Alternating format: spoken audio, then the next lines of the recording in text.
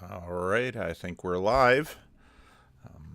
Just finished recording a video on should if I don't have any copyright issues on YouTube. I always get a little nervous when I do that with Hollywood stuff. This will be tomorrow's video.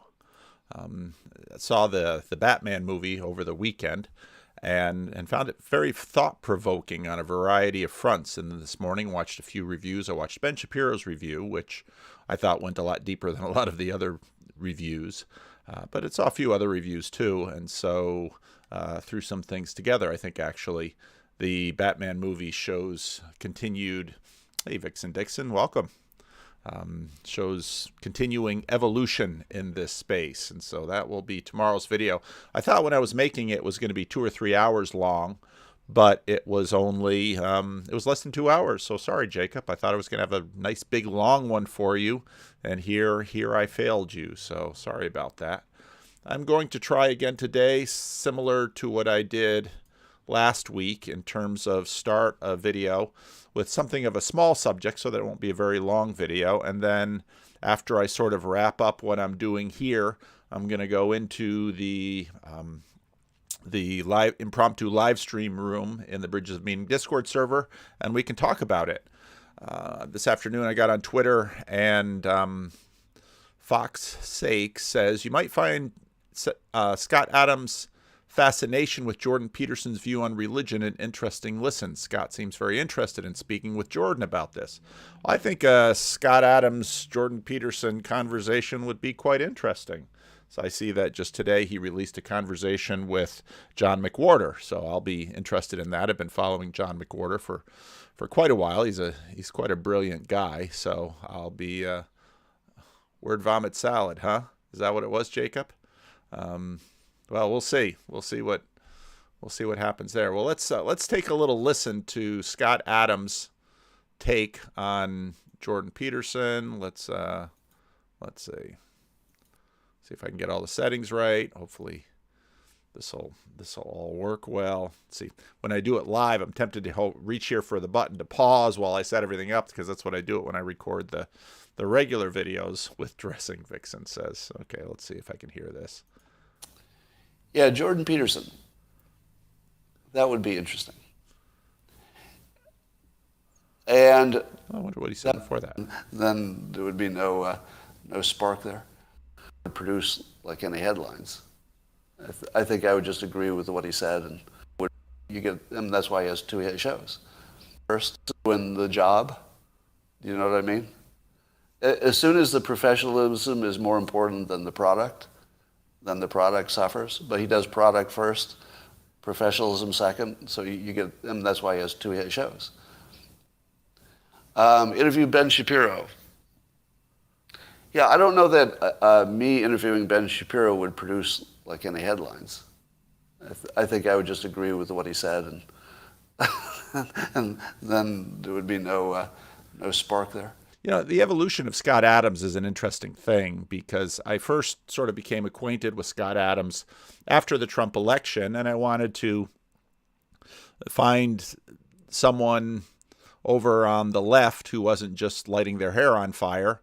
And then I came across Scott Adams, and he basically said, well, I'm a Northern California left-wing sort of guy, and I knew this would happen, and I called it. And I thought, well, maybe he did, and that sort of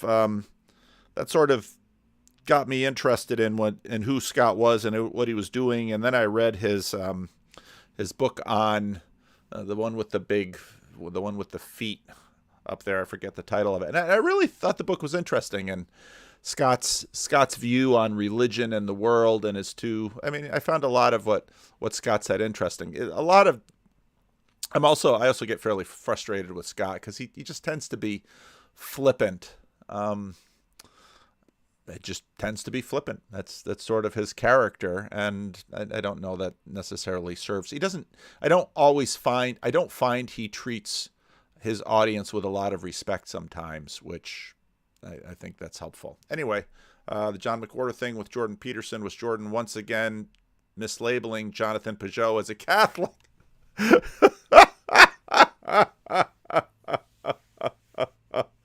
He's taking suggestions for interviewing guests. Do you think of DW's children Disney? DW's, is that Disney's? DW's children channel. I don't know. Anyway, but on with Scott Adams. Yeah, Jordan Peterson. That would be interesting. And I'm especially interested in his religious interpretations of recent, which I want to look into a little bit. I want to hear it in his own words, because I'm considering that one of the most, let's say, unpredictable evolutions that I've seen. I would not have predicted Jordan Peterson's. Is it a change? I don't even know if it's a change, really. Maybe. I suspect Scott Adams is of the atheist, and correct me if I'm wrong, and I'm sure you will in the comment section. Yeah, exactly, Rob. Scott Adams Daily Wire. Okay, Daily Wire's children's channels. Thanks, Vixen. Yeah, Scott Adams, the smartest guy in the room, as he crowns himself. And the thing with smarts is not wisdom. Again, if you listen to Vervaeke's or Peterson's, what is general intelligence? It's sort of quickness of the brain, but there's so many other filters and biases and aspects to getting things right that it's not just processing power. And so, yeah, and I think that's part of what goes into Adams, my frustration with Adams is that just some arrogance, some hubris. And yeah, that is Cassidy in the thumbnail. That's from one of the last times I did this. I usually take a thumbnail from there and then create a generic thumbnail because it just helps. So the chat room's really bad because I'm so ADHD. I just keep reading the chat room and responding to your questions instead of following my stream of thought, which is already chaotic enough. You just kind of get the idea that for Adams, well, smart people have long since seen through this religious thing. Oh. So, okay. It's just something we're hearing more about. But I think it's an evolution, right? To a more religious frame. And I'm going to say frame because I think he puts it in terms of living it as if it's real. Is that true? I hate to try to paraphrase other people. Yeah. Scott is in a simulation theory, which simulate some. What do y'all keep saying? Simulation theory is theism for atheists, something like that. Because once this is part of the same thing behind the whole egregore idea and why it provokes, I think, a much more open religious imagination among people of high status. Because, okay, so if we imagine, or we sort of imagine that general intelligence is sort of like processing power, and as Jordan Peterson says regularly, general intelligence is something that is very much going to contribute to success, and success will contribute to status. Well, among the high status people, you're going to find a fairly good sample of highly intelligent people, at least intelligent enough to have high status, but not so intelligent that they become depressed and sort of off balance. So you tend to get your view of the world is also impacted by your status. Now, let's not fall prey to the bulverisms of wokeism and how many other bulverisms that are around that we just simply dismiss high status people as being motivated to keep their power. That's just a terribly cynical idea. on one hand, you shouldn't dismiss the fact that people do like to keep their comforts and power. That is something to very much keep in mind. But you can't attribute absolutely everything to those motivations, because part of the truth is that the comforts and power once established by people are often found to be not what they'd hoped it would be. Tom Brady wins the Super Bowl and I'm going to Disneyland. Well, after he's been to Disneyland 4 or 5, 6 times, it's just another amusement park with a mouse. So you'll often find that high status, intelligent people get way up there and then they find some of their status hollow. I'm sure at some point Scott Adams really wanted to play the game of social media and see how big he could get his Twitter following and see how many followers he could get on YouTube. And however he's monetizing this, but Scott Adams has Dilbert and all these various monetization methods. He writes books. And so the guy's got plenty of money. And what happens is that people just look for a new frontier to cross. Oh, Frau Katz says she doesn't find Scott arrogant. He's done videos listing his numerous failed projects, also his book. I watched the last Peterson video, but I suspect it's highly predictable. The McWhorter-Peterson conversation was excellent and took some wonderful meanderings. I thought Peterson was on top of his game. Good. I hope Jordan didn't interrupt him too much. Disneyland is amazing. I like this. I like the size of.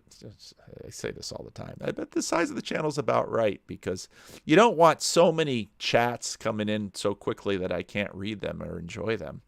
Howdy there, Chad. How are you? So, yeah. So thanks.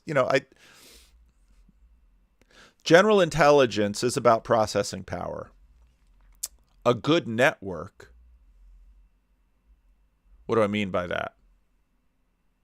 Good relational connections with other processing units, with other experiences of the world, plus a character that actually helps you listen to others, plus filters developed over time, will actually make you much wiser than just simply raw intelligence. In other words, having a high IQ, or let's just say a fast processing unit between your ears,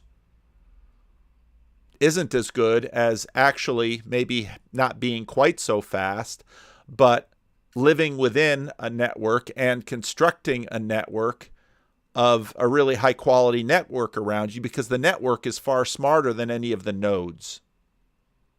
And that will, in the end, not only give you a better perspective of the world, probably a happier place in the world, and also just the emotionally satisfying community to live within. And the point I made on a video that'll come out, I did a conversation that the person just has given me the green light to share, so that'll come out at some point. But it's all these different layers that we actually want to have work. You can be super smart and super rich and terribly miserable and have your relationships be a complete disaster. Look at Howard Hughes. A number of years ago, I read a biography of Howard Hughes. Fascinating. Smart guy, wealthy guy. Life was a mess. Relationships were a catastrophe. No amount of smarts is going to mean that all your relationships actually work well, because the kinds of things you need to actually maintain healthy relationships are much more networking protocol. Networking protocol is fairly slow. Listening, talking, understanding, negotiating. High intelligence can help, of course. But again, having been formed in a helpful network probably does better. Well, I've Kermit meets Dilbert. There we go. I've interrupted myself, so I've got just 10 minutes of this video to go. Probably not even that. So let's hear what else Scott has to say. He says he doesn't believe it literally, just has he likes the utility of it. Is that it? Because that wouldn't be far from my own view. My own view is, if you don't know my view on religion, is that personally I'm not a believer, but I'm very pro-religion because it's just so obvious it works. I mean, why would I be against something that works? Now that's interesting. I've heard him say many more negative things. This again could be just part of the ongoing evolution of. I think in 9/11 there was sort of a shock to the system that energized the new atheists, and suddenly everyone was anti-religious. But that wave seems to be changing again, and that wave goes back and forth. Actually, I don't know that there's any science behind that, but the only studies I've seen are that people have a faith-based view of the world seem to be happier, seem to be more prosperous, seem to do fewer drugs. And that, again, I think is part of the network. Because if there's anything that your religion should help you to do is, again, as I said before, having a very smart, high-functioning processor between your ears will, in fact, not do as well long-term as being an important node in a network that are all actually moving together. Because the network is far smarter than the node. If you look at, say, what's going on in CPUs and PCs right now, Apple is sort of putting all these CPUs onto their chip, but it's actually the network that gives you much more power just than the raw processing of one thing. Scott Adams seems to believe we're in a simulation. I think Adams is mildly entertaining but ridiculously arrogant. That was sort of my view. Compressed network thinking. Ooh, I like that. Shezzy Sparrow. Wisdom is compressed network thinking. That's good. There's something about thinking that somebody's watching you all the time and, loves you and is judging you, I guess, that probably has some guardrail effect on your behavior. And good for thee, but not for me. I'm smart enough to have all my life in order and to be successful at everything and to know what's right all the time. As long as people have a choice, they can enter a religion, they can leave it, which is the beauty of America. Religious people have a sense of entitlement. That's why you should be a Calvinist. That'll beat it out of you. As long as they have a choice, if they're picking a frame that works for me. Now, in the old days, when I was younger and dumber, I used to say, whatever it is I'm thinking today is right, and all those other people, how dumb could they be? And the older you get, if you do it right, your humility should increase, not decrease. So I started out with no humility, meaning I was pretty sure I had the whole God situation figured out, and other people didn't, and there was something wrong with them. But the longer you live, you realize that more and more things you thought were clearly true, they just evaporate. If I could tell you how many things I believed were absolutely true 5 years ago, and I'm talking about a lifetime of having. Wow, 5 years is not a long time. Now he's got my interest. I'm going to back this up. I'm going to listen to this again. This is good. Truths ago, it just is that didn't, and there was something wrong with them. But the longer you live, you realize that more and more things you thought were clearly true, they just evaporate. If I could tell you how many things I believed were absolutely true 5 years ago, and I'm talking about a lifetime of having truths evaporate. Like every year, something that was true disappears. Again, really big stuff. I'm talking about really basic things about even who you are. Like a belief about what happened to you in the last 5 years. Just really basic stuff. And so the longer I live, the more humility I get. Because everything I think I believe, now I have a little message that says, yeah, you're pretty sure this time, aren't you? Do you know how? I like this, Scott. I'm much more impressed by this. Now this is really interesting because this is not what I expected to hear. So I'm happy to take correction. I'm happy to be wrong, and I'm very happy to hear this. Now for me, a lot of this again has to do with the value of the network and the value of the network that you live in and create around yourself.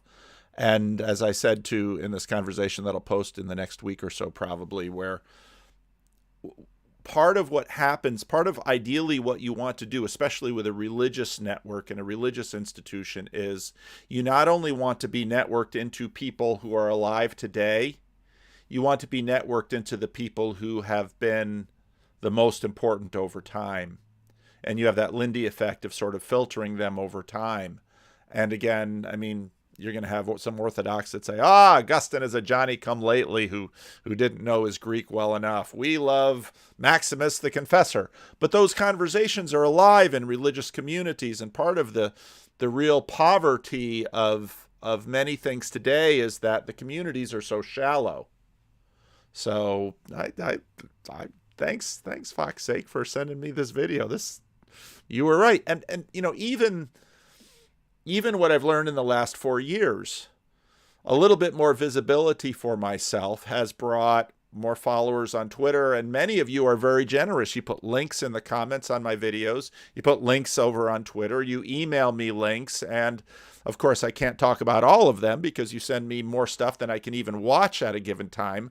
But I didn't find this. I don't have enough time to listen to Scott Adams every day, but a bunch of you have different jobs, and so you listen to a lot of content, and you've sort of, over the last few years, gotten to know my mind, and so the network is clicking, and you hear that and say, oh, Paul will like that, and it's very generous of you, and you shoot me the link, and then I just click on a bunch of them, and I've got interest in Scott Adams, have for a long time, made a few videos about him a few years ago, and wow, this is interesting, so let's go back and hear some more of this again.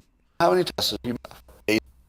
Again, I mean, like really big stuff. I'm talking about really basic things about even who you are. Like a belief about like what happened to you in the last 5 years. Just really basic stuff. And so the longer I live, the more humility I get. Because everything I think I believe, now I have a little message that says, yeah, you're pretty sure this time, aren't you? Do you know how many times you've been sure before? Yes, you do. Yes, you do. You do know. You do know. Don't change the subject, Scott. You know how many times you were sure before and then found out you were totally wrong. Do you remember that? I'm not trying to think about it. You think about it. Think about it, Scott. Don't not think about it. That's how you get cognitive dissonance. Think about it. So that's something you can do as you get older. Like if you do it right? If you do it right, you will remember how many times you were wrong. And that was one of the motivations behind that book behind you, behind me, where I'm pointing. Oh. That How to Fail. That's the book that I liked. Almost everything and still win big. And that was a good book. There was a lot of, again, I've got my critiques of Adams, but I really liked that book. It was a good book. I thought there was a lot of wisdom in that book. And I actually recommend that book often to younger people and some of the ideas in it, and saying, hey, when you're young, use your time to get a diversity of skills. And I think I would also say use your time to cultivate and develop a really healthy, good network on the world. You have to build relationships. But this is one of the, there's just so much to talk about. Keep going. Farrell,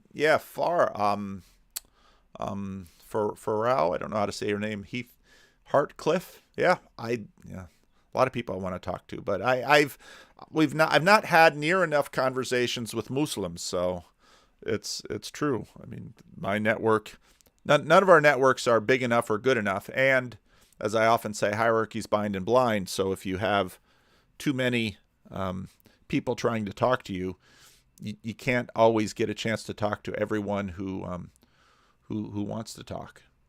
Cataloging all the things that I'd failed at, it was both a reminder to myself how many things I was sure about that didn't work out, but also a way to tell other people that even people who, for whom life worked out fairly well, that we're wrong all the time. I mean, the number of times we're certain and wrong is just shocking, no matter how successful you end up. So, and that helps people understand that their own certainty is worth questioning. That's a good answer. I don't know where it goes from here. I think this is the part that was recommended to me. We'll listen to a little bit more, and then maybe I'll jump into the Discord server. And again, if you look in the notes here, let me check on the page. Yeah, the link, I just refreshed that link, so it should be good. So if you want to talk about this or something else, you can drop into that room in the Discord server, and I don't know how many people will be in there. Again, the channel's not been so large that these have been unworkable, which has been nice, because having a conversation, especially with 3 or 4 or 5 people, takes patience, and you never will not necessarily get around to exactly what you want to talk about. But so let's hear what else he says, and then maybe I'll click over there.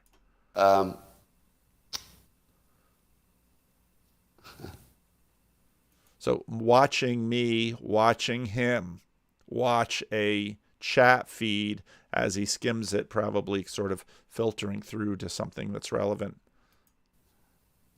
How sad to take the substance of God out and just embrace the utilitarian aspect. Well, I don't know. Is it sad, or is it just a frame that works for some people and not for others?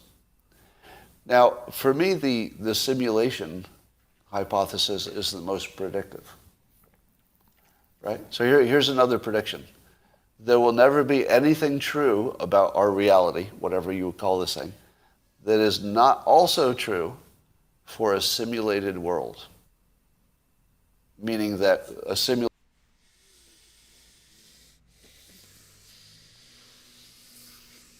Anything is a really big term. And part of my issue with the simulation theory is, in fact, the same word simulation, because why most people I think use it is the idea is that there's another world in which people have beards and chairs and computers and relationships, and so then we make another little world like The Sims to sort of reflect the big world, where in fact most of the games that we play are not sort of rote simulations of ourselves. I just did the video today on the Elden Ring game. Well, that doesn't look like my city. In fact, I would be horrified if my city looked like that.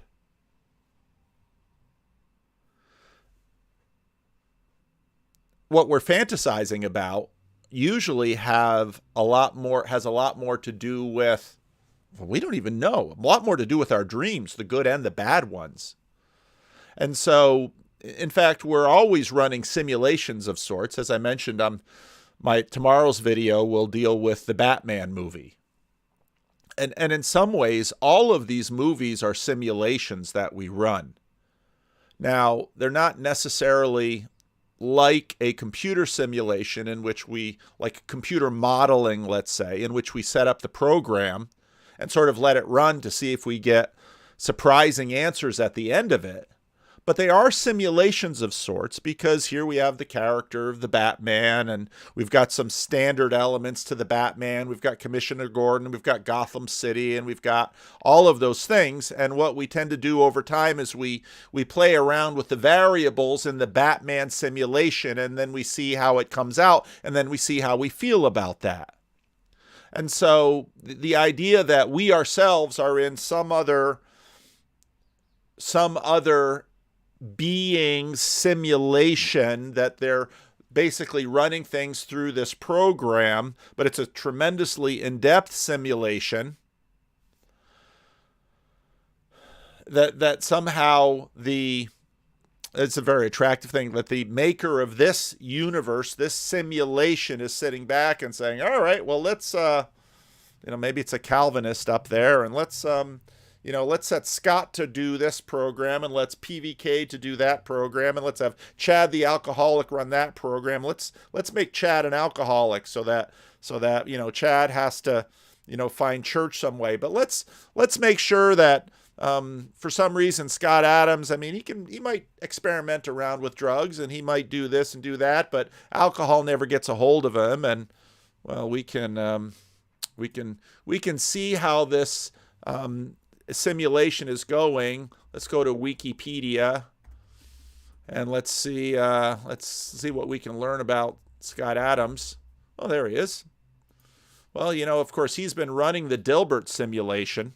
And again, a comic strip is in many ways a simulation. He's 64 years old. He went to Hardwick College, got his BA there, got an MBA at University of at Cal Berkeley. He's had 2 marriages. Oh, this is interesting. He never married until 2006.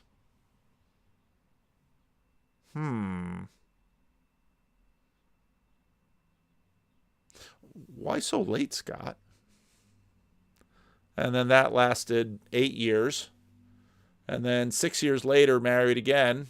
And that lasted 2 years. Interesting.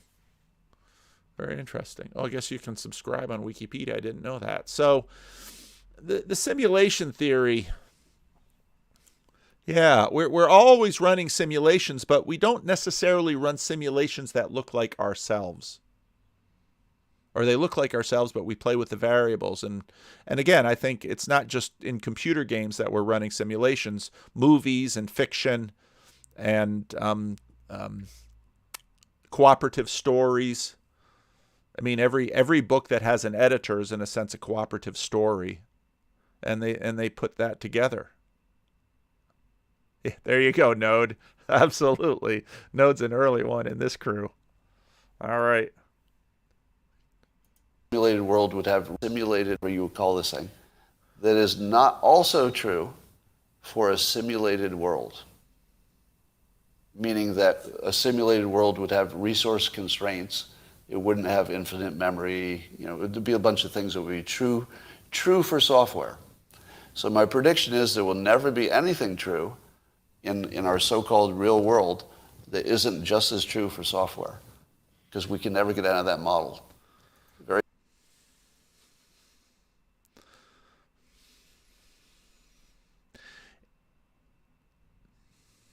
Part of the problem with a simulation theory is, just like all of our other theories, it's just as much bound to the now.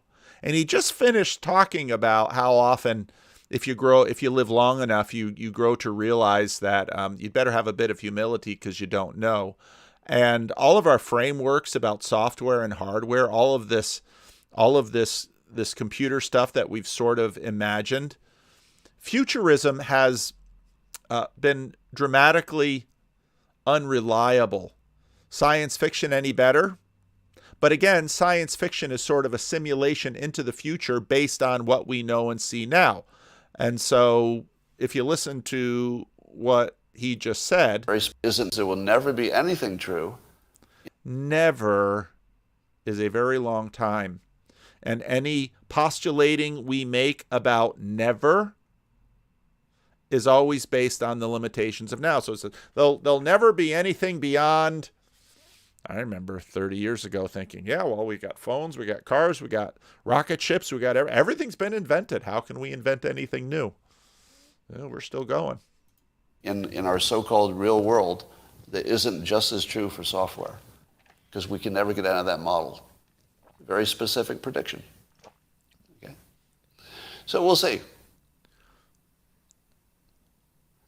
Somebody says God is utilitarian. Interview Sam Harris again. Well, did he talk to Sam Harris? I don't know. What was it for anybody? Listen to his conversation with Sam Harris? Would that be interesting? Sam pointed me to the Sam Harris Glenn Lowry conversation. Just at the end of it, they got into God. That was interesting. I could probably do one of those for one of these, because Sam Harris, he was a disaster in that. And Glenn Lowry basically says, you know, what you're describing is of absolutely no attraction to me. What's attractive to me is sort of the religion I left because late in life I was baptized in a black Pentecostal church and I really loved it. And you can listen to Glenn Lowry tell this story. He tells it really well to, what's Wright's, Bob Wright, who has the, a couple of those channels that Glenn is on. And Glenn Lowry, I mean, he bought Christianity hook, line, and sinker. And there was a lovely young woman in his church that had all this promise, and she died of cancer. And the way the people in the church celebrated, the problem of evil just smacked him all up and down. And he, like many I've known, left the faith, wishing he could continue to maintain it, but despairing that he couldn't. And then when Sam Harris comes around with a very incoherent telling of some of what Sam is passing off as religious now, Glenn Lowry just looked at it and said, pfft. Sam Harris, Lowry basically said, I've lived in the religious stream and I loved it, and what you just described is a cheap imitation. So, yeah, Robert Wright, that's it. Blogging Heads, and also it's like Meaning. It's not Meaning Heads, but it's the Meaning of Life TV, something like that. He's got 2 channels. And he puts out really interesting stuff. There's not anywhere near enough time to watch everything that's interesting on the internet. Yeah, I'd love to. That'd be utilitarian. Interview Sam Harris again. Yeah, I'd love to. That'd be good. Kanye would be good. Maybe Kanye would actually do it. I mean, it'd be more of a resource question. He can't be everywhere and do everything. All right, that's all I got for today. Oh, Bill Maher. Oh, wow. That would be interesting. Imagine me having Bill Maher on and having a video prepared to debunk the fine people hoax and the bleach drinking hoax. And just say, just 2 things I want to talk to you about. And that's it. I just want to show you the full video, and then show you what you saw, and then I'll tell you I literally personally interviewed people who attended the Charlottesville thing and found several of them who claimed that they disavow all racism, and they were just there about the statues and the history. Part of the problem with high status people talking to each other is they don't tend to be terribly humble. And when they're on a stage, which is what the status is all about, they have a lot to lose by saying they're wrong. So, yeah. Historical element of it. And just see what he says. Because here's the thing. The thing that I keep saying about Bill Maher about why he's so dangerous is that he's a shapeshifter. Well, that sounds negative. I mean this to be positive. This is interesting because I've followed Bill Maher for a very long time. I used to watch his show. I used to watch his show a lot when he was on network TV on ABC, Politically Incorrect. And then I didn't watch him for a long time. But like I've said before, if you get an AT&T phone with the right thing, then you get HBO Max for nothing. And so I was just watching him this morning, in fact, the Andrew Yang show. So it was quite interesting. Positive. He is capable of entering your bubble and looking around. Who can do that? I mean, really, who can do that? Not many people. It's a really small list of people who can just walk outside their bubble if they choose to, right? It's the choose. It's funny that most women don't question much. That's pretty broad. I know a lot of women that question a lot. Choosing to, that is where that little challenge is. But if they want to, and they have a reason to, and somebody alerts them to a good reason to do it, they have the ability to open their little door and walk out of their little bubble and knock on the other bubble and go inside and see what's happening. There's only a few people who can do that. And he's one. So a conversation with him, if I could, invite him into the other bubble, just to look around, just to check out the furniture, it would be pretty interesting, wouldn't it? That would be really interesting. All right. And if there were anybody I thought I had a shot of getting to the man cave, I would think the odds would be pretty good in his case. See, Scott, they told us creationism was unfalsifiable and therefore unscientific, and then they promote a simulation. That's right. That's right. All right. So I think we're off to a good start here. Let's see who has decided to drop into the Bridges of Meaning Discord. If you want to join the oh, nobody's in there. Look at that. Nobody's in there. Well, how about that? I'm all by my lonesome. So if you want to engage, and you'll have to show your face. So I've got two cameras here. I've got the little camera on the computer. Oh, look who showed up. It's James.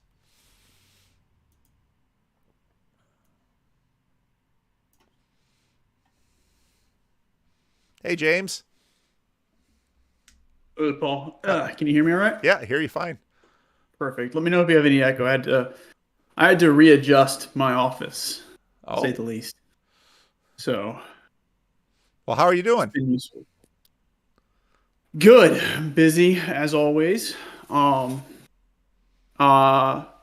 Finished Homer's stuff. Now I'm on Virgil's stuff. Oh, wow. Yeah. So that's fun. Learned about the Virgilian prophecy. I knew nothing about that and how impactful Virgil was on the medieval literature. I've been in some interesting conversations as of late about, I think, certain communities and their disdain or projection or local skepticism towards religion and the church or a church. Mm-hmm.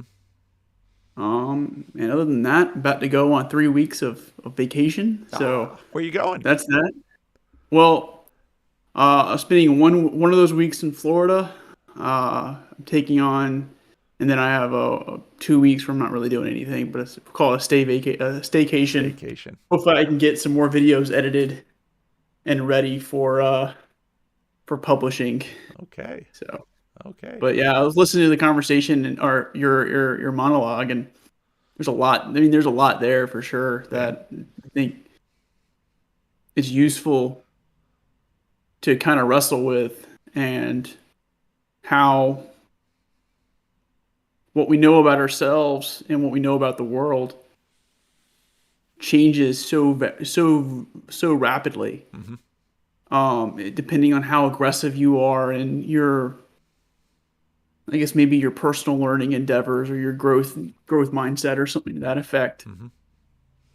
And maybe it's not the facts that are important, but the processes that are constant. And that's what I was kind of brought to mind is the processes seem relatively constant. Now I'm not going to say 100% certainty, but if we sit there and we read a book, like that's a process. Mm-hmm. And we reflect on that book, and we reflect and we go out and do X, and we do that well or poorly or something like that. And then we reflect on that, and we write and we do these other, like those seem to be the constant processes that remain even after the facts change. Well, there's always nouns and verbs, and the facts. It's like I said, I made a video tomorrow about the Batman movie. It's sort of the Batman and certain Batman, Gotham, Commissioner Gordon. Some of these things are sort of the facts in the story, and you sort of always need both, because you can't see the processes without the facts, which are sort of the constants. Or if you're paying attention to the facts, you won't notice the facts without the processes. So the two are always working together. So Yeah, I can agree with that. So Chezzy, you're new. I don't think I've ever met you in this space. No, we've never met. I've reached out like a few years ago, but it was a long time ago. Recently, I've spoken to Jacob from your site. Mm-hmm. It was he's a very fun character, and Yosef. I've spoken to Yosef a little. Yep. But yeah, I've been following this little corner of the internet for a while, but coming from a Jewish perspective, a religious Jewish perspective, so it's been just fascinating to see.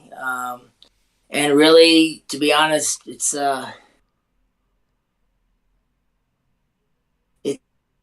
in a it's allowed to go. It's been really coming from like this corner, but it's tough. I've been talking actually to Zevi Slavin from Seekers of Unity. Oh yeah, his channel. Yep. He lives in Israel. Just moved actually to my neighborhood over here, and I've been just talking to him about like this whole fascinating corner, and it's really God's work. Wow. So it's because a lot of this meaning crisis is manifesting itself in its own way within the religious community in Judaism, and I'm always looking to see sort of where I could grab wisdom, where I could grab information, and like where I could find these points of agreement. And many times it's also the jargon. Your agentic God and arena God has been so helpful when I'm discussing sort of religion with my contemporaries that are sort of on the fumes of their parents, and like they don't really have lost sort of meaning into it, and then having them realize that sort of they've been looking at the world with this dichotomy is, again, there's a lot of different ideas to flesh out, but it's been very, very helpful. So I want to again just thank you. Well, thank you. Thanks for swooping in. I was talking a little about this with Jacob, but this has to do with his conversation about the rabbits, what he calls them, Rabbi Walpy, right? So I do, however, I was trying to sort of flush out with him that the attitude of, let's say, Yecheskel Koifman or his student Yisrael Knoll, I would like to try to fuse a more scientific view of religion with a more scientific view together with religion. And I don't necessarily think we need to be scared for that, but it does have to be done very carefully. But I gave an example of, let's say we found out, scientifically speaking, that, the Exodus, the story, the Israelites were in Egypt only for 50 years. And it's a group of like 3 different groups that got together. Now, I understand the gravitas of the Passover is coming, of the tale I'm going to tell my sons, my boys, and why that's important, why that narrative is important, and how much that message carries. However, as Elon Musk works closer to putting like chips in our brain, eventually we're going to be having this information flow to us. So I'm not going to be able to quote unquote protect the religious bubble and tell people like, no, it was 500 years, it was 400 years. They're going to come and say like, well, what is Freud saying about Moses? And why is the tabernacle the same size as Ramesses II? Like, what are these comparisons? Who are these other heroes that were also in a basket? And instead of sort of shying away from that, perhaps we need to embrace that while still preserving the divine significance, inspiration, and I want to use the word origin. I use that carefully. But, and this relates also sort of to Sam Harris. Like, he's attacking this one specific version of God. But I just feel like I just finished the conversation with Glenn Lowry. And while I think at the end over there, he does give this very soft version of how he wants to, have us all participate in religion. However, I look at that as a bridge. Like you're saying, you want a church, you want a song. So, okay. So you're saying you don't want this one specific version, how it's been interpreted by specific people. I look at that as a way more understanding Sam than, he was 10 years ago, or his conversation with the Four Horsemen. This is someone that is, whether he wants to admit it or not, just he's like he's coming closer, or he's realizing, like Jordan told him, you could be that one righteous person, Sam, with your intellect, but the system, all of us, we need more than that. We need a system. We need a song. We need a hall. And he also realizes that's psychedelics is our hacks. I'm not getting into whether it's wrong or right. I'm just saying that's one path. But I spoke too long. I'm sorry. No, thank you. And I really enjoyed that. And I think, where James started us in terms of sort of facts and process, when you say, I think we have to be very careful with this word scientific, because when you described, if we could find out, historians would say historically, but what we're really looking at is, okay, physically, but you can't have, let's say you had 3 groups in Egypt, but how do we, all of these categorizations of these groups, okay, let's call them Hebrews. All right, well, are they Hebrews genetically? Well, certainly there would be some genetics, but would they have to be, at what percentage would they be Hebrews genetically? And so, this gets into, I love the way you brought this in, because there's a long running conversation in the Hebrew scriptures about who is Israel. Is Israel, and this, of course, Christianity, of course, builds on this too. Is Israel the genetic descendants of Jacob? Or is Israel the keepers of the covenant? And the covenant and the keepers of the covenant is, they're always, of course, bound, but it's very much upper register, because, and it's where, and part of the real contribution, I think, when you look at ancient Near East neighbors, everybody there was into the ritual, but it was the God of Israel that says, I prefer obedience to sacrifices. In other words, what's happening in the temple has to happen in the home and has to happen at the city gates. And it's really the Hebrews that bring this entire life view where upper and lower register come together. And that very much complicates this scientific conversation, which always wants to say it's the lower register that it's via the lower register that we can track everything. And now part of the problem with Gnosticism is that, then your upper register just floats away and, you don't have anything. And it's always the upper and lower register. Reality is where those two registers meet. And so, that's where it gets back to what James was saying in terms of facts, which are sort of lower register, and processes, which are sort of upper register. I mean, they're always like this, but the questions, because there's lots in the Hebrew scriptures that,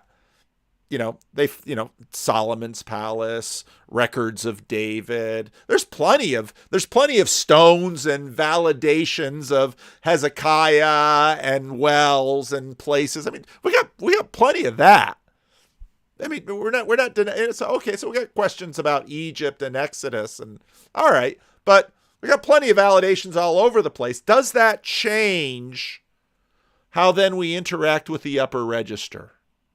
And then it's always a question of authoritative, because that's really the upper register coming down and shaping the bottom and saying, "Hear, O Israel, here is your God. This is your covenant. You shall have no other gods before me. You shall not make for yourself a graven image." And, that's when, do I make a graven image? Can I, if I make an image, can I get a handle on the upper register and somehow wield life? Oh, it's It's everything we're talking about. I hear what you're saying. I want to focus for a moment about something you said about, like, the Temple of Solomon, and we have these wells, we have these elements over there, and whether fortunately or unfortunately, these are elements that are these are relics that we could say, like, okay, these people were also already part of that story. But if we want to, like, dig down to the origin, right, and if it's sort of, or specifically in, let's say, in modern Orthodoxy, like, looking at the story of Eden, and, let's say, the story, looking at the story of creation, very much like Jonathan Peugeot's looking at it, like looking at this more as whether it's a pattern or whether it's an allegory, or, like, I understand those things are different, but not looking at them as literal things. Right? So that's already baked in. However, there's other things that are still, sacred, right? We're not going to be touching those elements. And I think that it, in some way, abstracting the conversation, like, if I could abstract it as much as possible, if I'm okay with having my relationship with God, even if Moses doesn't exist, I'm not coming and saying that I don't believe that. I'm saying, right, if I could build myself a version where that's, regardless of that I still hold is true, then reading Freud's attitude towards Moses isn't scary. It's just more information. It's just interesting. It's just more elements to take on. I look at Jethro and his combination with Moses, and them being iconoclasts as well. So, like, that doesn't scare me. Then being like, well, who was first, and what does this mean? It just means that this is a collective, larger story. And even if I look at a story like the Sargon of Akkad, and does that mean that Moses wasn't in, like, his little cradle? Yeah. The answer is, like, to recognize the importance of that pattern. And realize, like, the truth in that. And this sort of relates to Jordan Peterson with his hyper truth. Now, I want to create a version where a Sam Harris could come and say, do you recognize the hyper truth value? And that should be enough for you to celebrate the religion. Now, as religious people, we could come and say, it's true on multiple levels. It's true because it's factually true. It's true because it's allegorically true. But if we could reason and show that we could be more flexible with our understanding of what's allegory, what's pattern, and what's literal, to then invite the rest of the world and to realize that they're already living a lot of this pattern. This is already something that they're participating in. And I think Jordan doesn't realize he probably does realize when he says atheists are, they're not really atheists because they can't help it. Their whole framing, their language, the context, it's all happening through that prism. So I just think we should highlight those patterns to them. But I'm sure that's what everyone in on this corner of the internet is trying to do. What you're saying just reminded me of why I think it's the way in which we claim ownership of the mystery of the gospel and all things. I feel like that's why it's dangerous when we basically appropriate what is God's.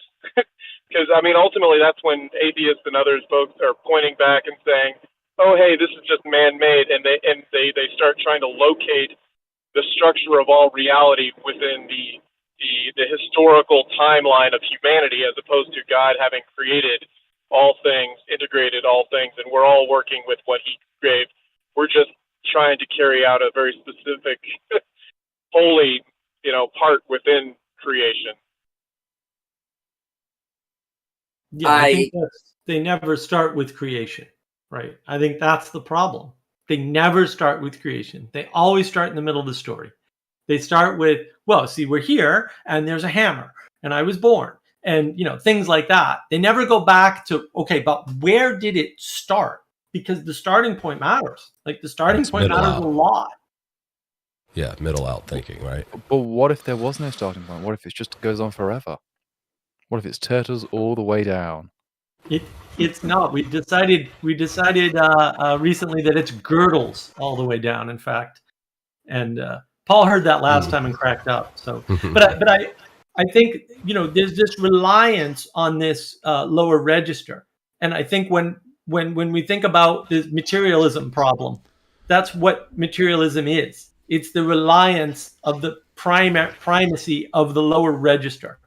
So it's not necessarily denying the upper register, but it's saying, oh, it's primal is this lower register. And then, it's relevance realization at that point. Like, well, what's real in history? Well, that's relevance realization. Is it the line? Is it the deed? Is it the interaction with the place? Like, there's lots of different ways you could say, no, what's relevant to the religion or to the tradition is, in Peterson's case, Bruce and I were just talking about this, by the way. We were right on this topic earlier, right? In Peterson's case, what's relevant is evolution. And so he starts from evolution. And, not to criticize, right? Because I'm fine with it. Bruce is not as fine with it as I am. So that idea that you can know the historical fact is the tying of the material reality back to the past, because you weren't there. So there's no material way for you to know who mated with whom and where the line of succession actually is. And there's no way for you to know where those cities actually were, right? Maybe we've got, a few areas where, it says city name here, and we've roughly dated the rocks to this period. But that's rare. And most of what we're relying on is this relevance realization to say the material reality was this. And then we're drawing that line of relevance, right? We're saying this is what's most relevant material reality here. We're drawing that line, that story, right? It's a scientific story, though, so it's not a real story. It's a science story, so it's fine, right? But that's all materiality. That's all lower register stuff, right? This history, all of that is lower register stuff. That I think is what I'm talking about when I say materialism. It's that primal thing is the material, and then, to the other point, that puts us on top. Because science knows all about material science, right? Like materialism science. So now we can control it. We can decide, oh, well, this is how it should work, or oh, this is how we can make it work, or oh, this is what this means. Like, we can put the meaning in the material, which I don't think is possible, right? I think it's you need upper and lower, and then the material, the meaning pops out, right? Yeah, I think there's one of the things that I find happens, is, at least in my experience, is many people have started to worship the means by which the way things arise, as opposed to the genesis of the action or meaning, versus how the means come. So, for instance, I find, now, me being a Protestant, it's much easier for me to make this argument, but people tend to take Mary as the means by which Christ came to be, and Mary becomes that which we must worship, venerate, or otherwise hold high, as opposed to the meaning behind the means or the reason for the means. And so, to me, that's just a materialistic way of viewing the gospel. Right, is looking at the means and putting value in the means. Well, I guess the thing that I would maybe ask here is how. So we kind of led it with facts, and then I kind of brought in processes, right? Which I think you're kind of going into. That's a mean, right? Like that's like, and people can worship that mean. Like, I mean, let's look at some of the self-help gurus and coaches out there, like Tony Robinson, that has its own like cult-like following, and then above that would be God, and it's not just like above that; it's like above that. Yeah. I mean, what the means are inconsequential when it comes to the decree that's been laid out, right? I mean, what are the man is fallible, right? So why would we worship man? We can't. But man is used by the grace of God to act out the means that He's declared and decreed. But that doesn't somehow put man in the place of God. We get to participate. Yeah. And I find that to be a difficulty for many people in and outside of religion, because we're constantly focused on the means. Well, that's the thing. Like, the folks that would call themselves secular or atheist, I think, or at least the principle, not even the people, but the thing is, like on one side you have people that basically claim ownership of creation and disassociate God from all the creation. And then on the more religious Judeo-Christian side, we have I think the fault of sometimes trying to basically own God's words and revelation as our own, and basically seek to proclaim our full understanding of the totality of it, as opposed to taking it out to give and a special revelation, but being humble with our interpretation of it, and always having a slightly open hand with the very simple, simplistic stuff that has been handed to us that we can understand, but also always ceding ultimate authority to, well, in the Christian's case, Christ. Whether or not you're a Christian or not, he still has all authority, in my opinion, but whatever. Mm-hmm. Agreed. Yeah. So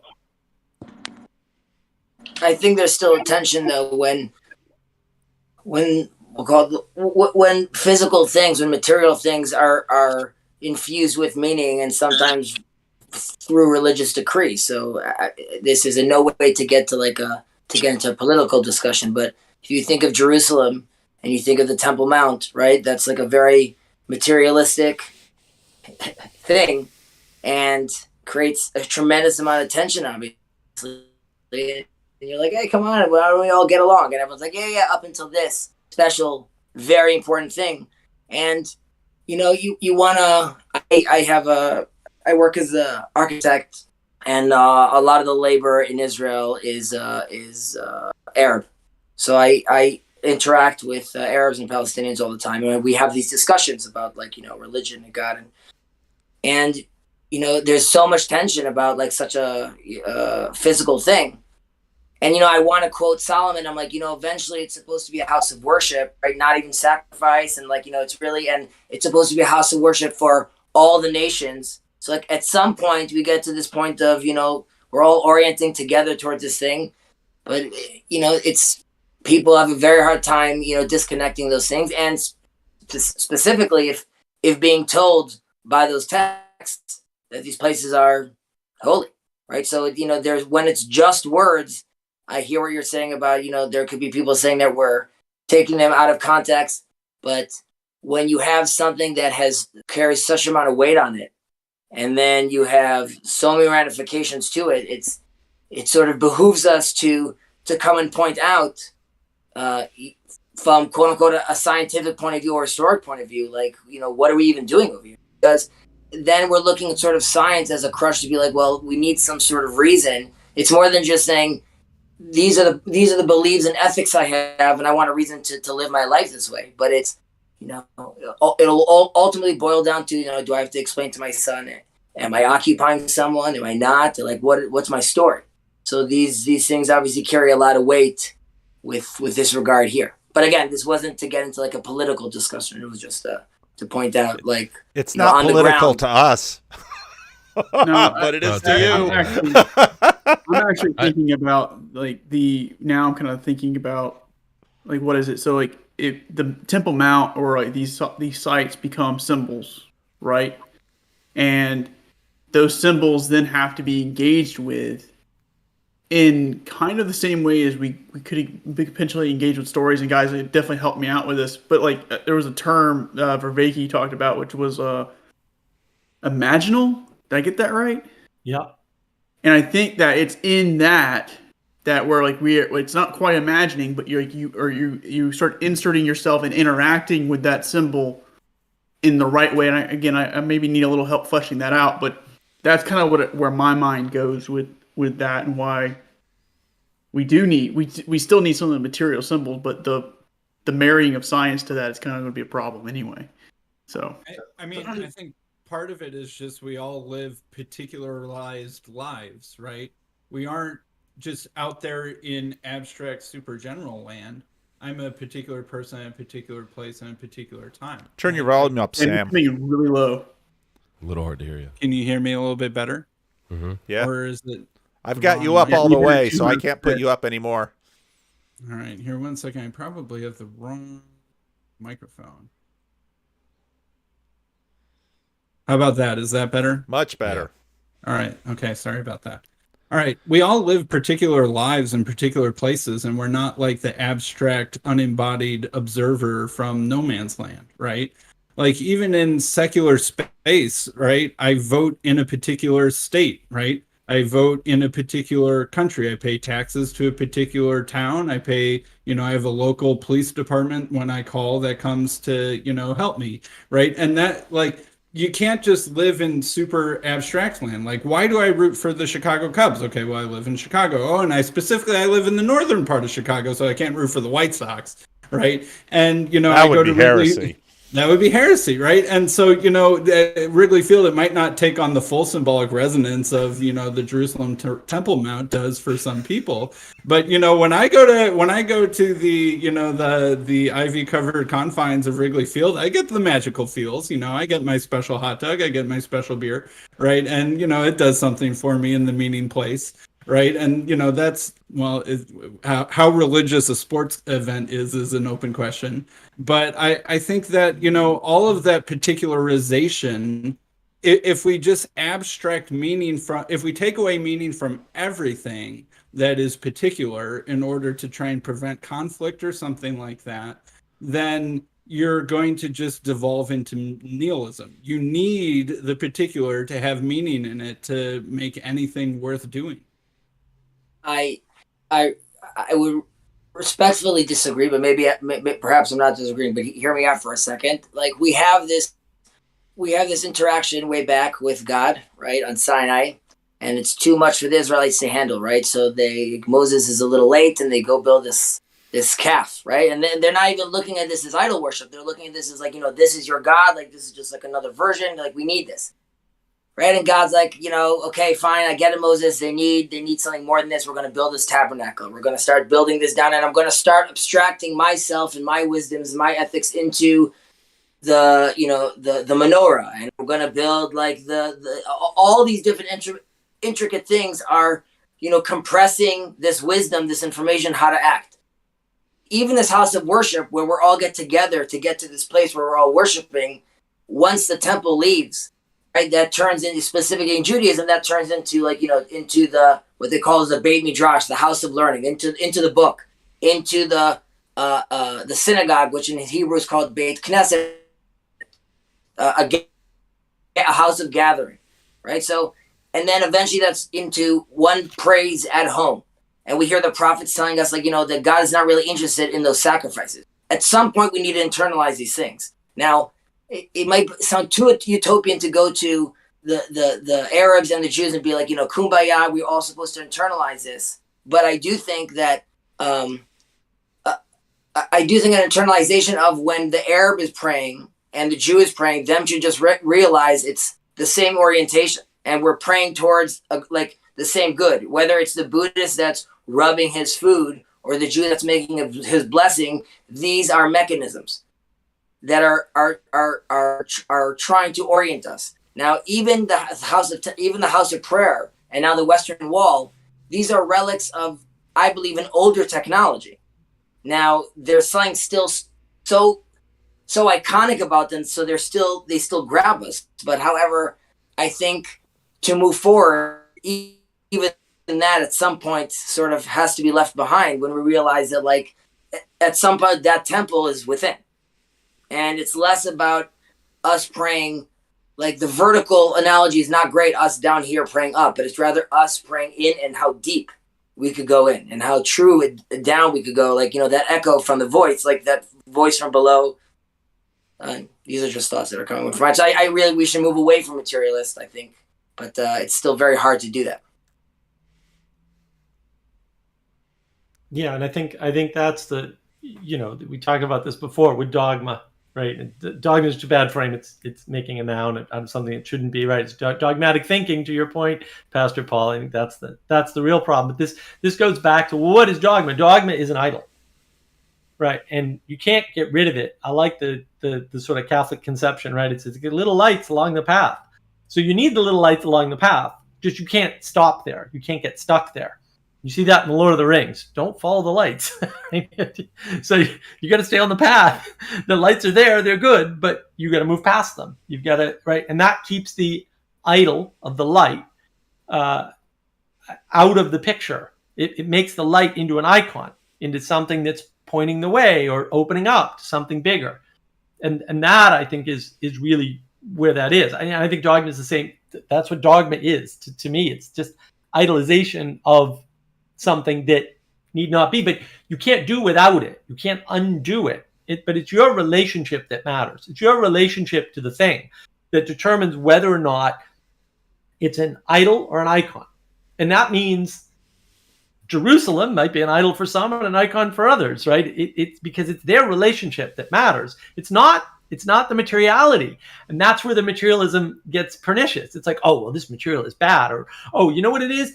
Dogma is a function of the church. So if we just get rid of the church, people won't be dogmatic anymore. Of course, they tried that, right? And then it didn't work. And now all the same people who said that are like, oh, they're scientific dogmatists. Well, the dogma is in the people. It's got nothing to do with the material. That's what happens when you're a materialist. You're primarily focusing on material either as the thing you can control or the thing that is controlling you. And you have little choice, right? You kind of pick and choose. Well, no, Amazon's controlling me today, but tomorrow I'm going to build a platform that takes over. Right, this may sound... do not take this as a criticism, anyone. Has anyone here actually been a materialist? Oh, yeah, absolutely. Yeah, I mean, a proper materialist. There's a reason why I asked this question. Just because, like, we can criticize them a lot, but it's like... I know I'm not talking about Mark. Mark, I'm just exceptional myself. Like, sometimes criticizing materialism is like fine, but if you don't understand how they think, it's very hard to criticize them, I would say. Like, trying to literally walk a mile in their shoes, and then you've got their shoes as well. But yeah. Yeah, I just find it if you hark on it like a philosophical, yeah, I can attack it, but sorry, where am I going with this? Sorry, I know where I'm going with this now. I find that if I'm trying to argue something, I always try and see if I can steel man it as much as possible. Like, if I could make the argument and the person who believes this, yes, that's 100% I agree, then I'd be fine with making the arguments against it. But sometimes when hearing things here, a materialist I know would go, what the heck are you all talking about? I don't think like this. Don't say anything like this. What are you doing? It's like, because I know how, again, I'm hearing the criticisms, and I'm like, many of them are good. Many of them are very good. But a materialist will literally not understand a single word you're saying. Literally, not a word. Yeah. And it will just like, okay, go over your head. I agree. I agree, but I think Sam did a good job. Yeah, I would disagree. They wouldn't understand a word. They have no choice but to operate with the words that they have. So I would disagree. No, I think you can make them understand to a certain extent, but then literally the point to get on point of that is that you can't go any further, because to understand another worldview, you've had to experience it. That's the unfortunate reality of it, or at least a superset of it. But that's what Sam did to me, is he said particularity, right? I'm in a particular place, in a particular time. No. Sam is right here, but I think for a materialist, they may not even think that way per se, because it's also still assuming a very like realist view of, like, let's say, I'm not sorry to go too philosophical here, but universals. So the weirdest oddity about materialists in general is they have this contradiction usually, where there'll be nominalists about universals all the time, but then they'll be like, oh no, realist about certain things. And it's like, you're contradicting yourself here. You can't be one or the other. You either have to be, if you're a materialist, you pretty much have to be a realist about universals. So I know people don't know about universals, like, oh, redness or greenness or furriness or hot. I don't know, not hotness is not universal necessarily, but stuff like that. The quality of something, like, this is a pen. I will say this has the quality of a pen. I'm not saying the other word because people say I'll say that wrong. But here's the thing: is that the problem is materialist will go to the normalist approach. They always keep saying, "Oh, this is just what is this really a pen? Okay, what if I break they take the lid off? Is it still a pen? Okay, what if I take the ink out? Is it still a pen? Is it?" It's like all these little questions you ask, and again, where am I going with this question? But the point is, like, the particular thing is like, yeah, if you go down that route, you get to this idea of like, oh, this is metaphysical nihilism. This is also meteorological nihilism come in there as well. And then all these different forms of nihilism pop up. And I think many materialists don't take their own views seriously. and they have these contradictions, but you can take their view seriously, and it will lead to nihilism of many different forms: metaphysical, moral, mirological. I know I'm doing the philosophical terms. I apologize again, but like, I think sometimes pointing it out, they'll go, "Yeah, of course, that's fine. What's wrong with that?" So Sam Harris talked with Glenn Lowry a couple days ago, which was mostly boring, but the latter half was interesting. Glenn asked Sam to make a positive definition of God that he could believe in, which is always an interesting exercise. I don't know why more people don't ask him to do that. But, you know, it was based... What was that? Actually from Glenn, given his backstory. Yeah, and Glenn said, you know, I'm like a lapsed, charismatic, black evangelical, more or less. So I know what it's like to be there, but I'm not there anymore. But he was also sort of like, you know, Sam, sometimes when you describe them, it doesn't feel like you're hitting the nail on the head because, you know, I've been there, and when you criticize it, that's not what it felt like to me when I was there. But Sam's, you know, I think his basic point, right, is that religious tribalism is the source of violence, and violence is always a bad thing.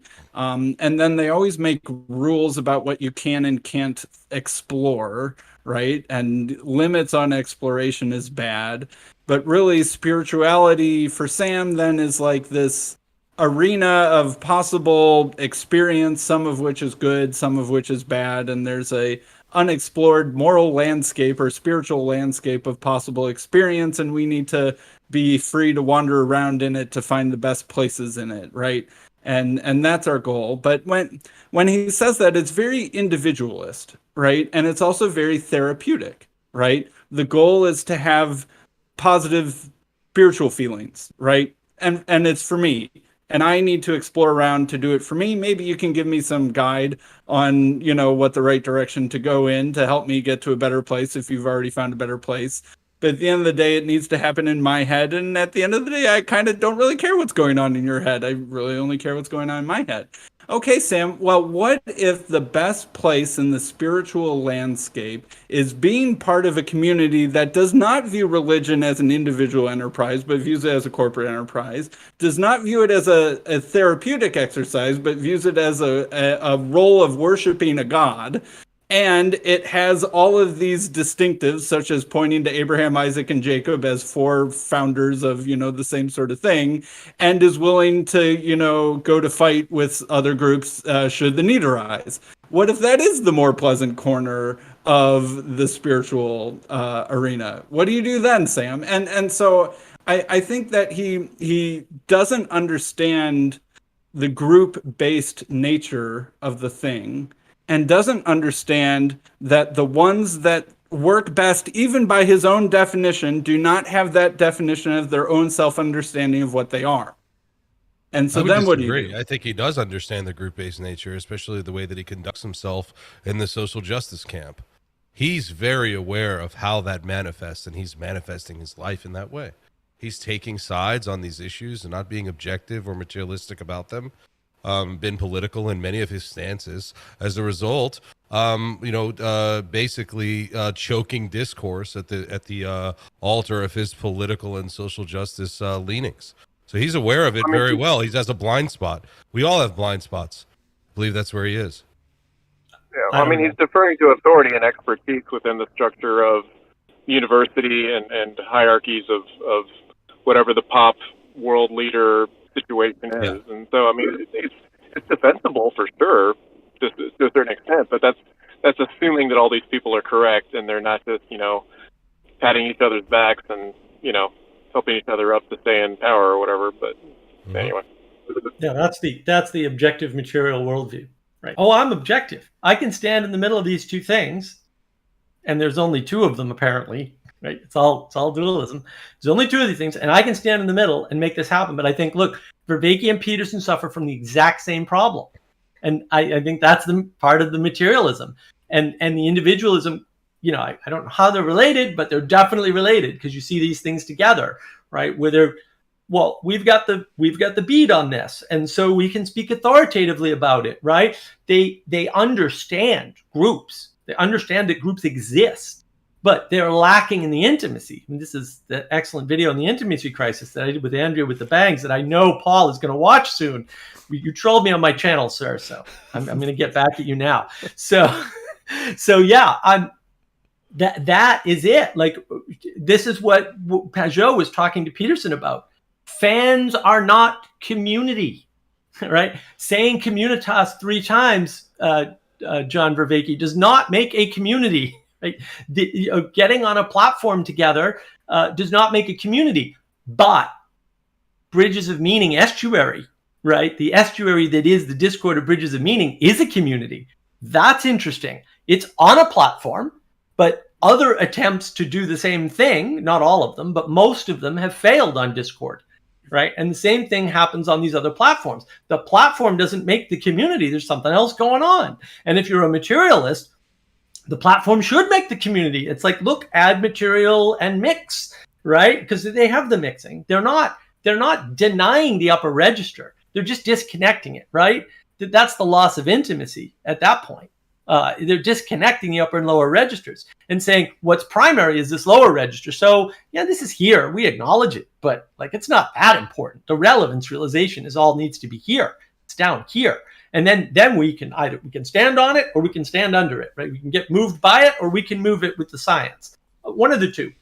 But that's not working out for them ultimately, right? That's where it's failing. And so yeah, there's a way in which they acknowledge these things because you can't not acknowledge them, right? But there's also a way in which they're materialists and they're denying the primacy of the upper register, or they're misbalancing the upper and lower register, if you want to be, really generous about it. But I think that primacy, which is primal, which is the prime mover, which is the thing, right? Which is the most important? Where is the most relevance? It's not in the lower register. It can't be in the lower register because the lower register is subject to this thing called entropy, right? That's the age of decay, right? That you talk about, Pastor Paul, right? That's the age of decay.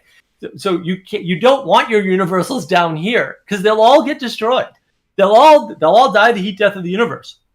Your universals need to be up here. This is what you need to have in common. Yeah, but what if there are no universals then, Mark? That's the problem.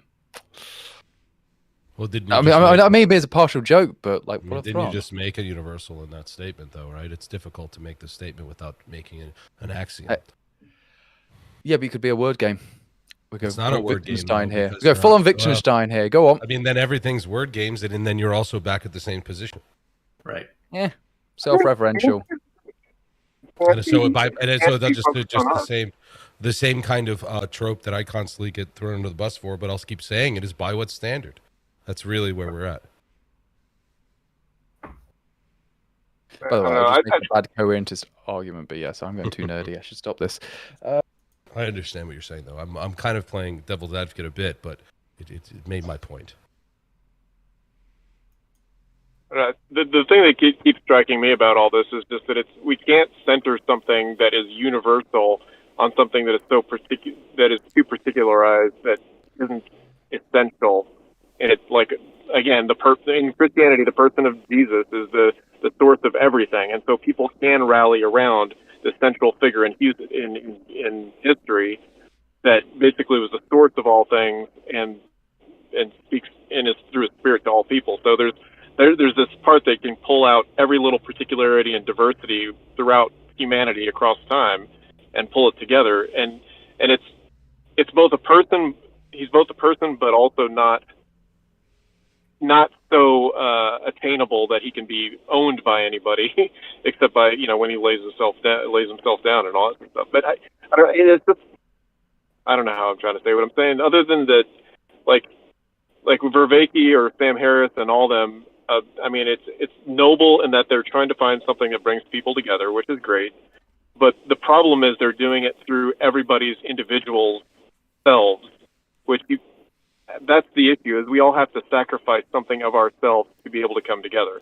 And it has to be something that is not self-interested to something that is corruptible. And we're all corruptible. Jesus was the only one that was, I mean, he could have been, I guess, technically as a human, but he didn't. And so that's the issue, is that we're all corruptible. And anytime we try to lead something, we are going to corrupt it. And so I think that's why he is at the very least in a symbolic sense, as Peterson would probably say, the best thing to rally around, why he is the crux of all things, and why it works. Part of what I find interesting in conversations like this, going all the way back to Shezi, am I saying your name correctly? Shezi, it's short for Ezekiel. Oh, he's short for Ezekiel. That's my go as far back as I go. As far back I can go in the Jewish patronymic system. It's a sekel, which I think is probably short for Ezekiel as well. Yeah. What's interesting to me about a lot of these conversations is that we're trying to go somewhere, whether it's the temple, the tabernacle, the philosophy of trying to get a handle on the upper lower register. We're trying to, and I don't have better language for it. We're trying to get somewhere. We're trying to go somewhere. We have a sense that where we are right now, here and now, is not enough. That there is, and it's a truly strange thing about human beings, and I'm always haunted by that phrase in the book of Ecclesiastes, that in a lot of the contemporary English translations, they like to translate it, God has placed eternity in our hearts. And I always see that as kind of this restlessness that we have. And, you see that in Jacob, because Jacob, right from birth, he's a heel grabber, and he's constantly struggling with Esau, and he's there ready to catch Esau when Esau's as at his extremities to sell his birthright for a pot of red stuff, and just so red in that story is just back and forth. And then of course, eventually, he and Rebecca get into Isaac and put on the skin and get the birthright. And then of course, Esau goes ballistic and runs away, and he's trying to get the better of Laban, and he tries to get his wives, and we're so restless, and we have an ache in our center. Now, what for? And we try all these words on, and often I just use glory.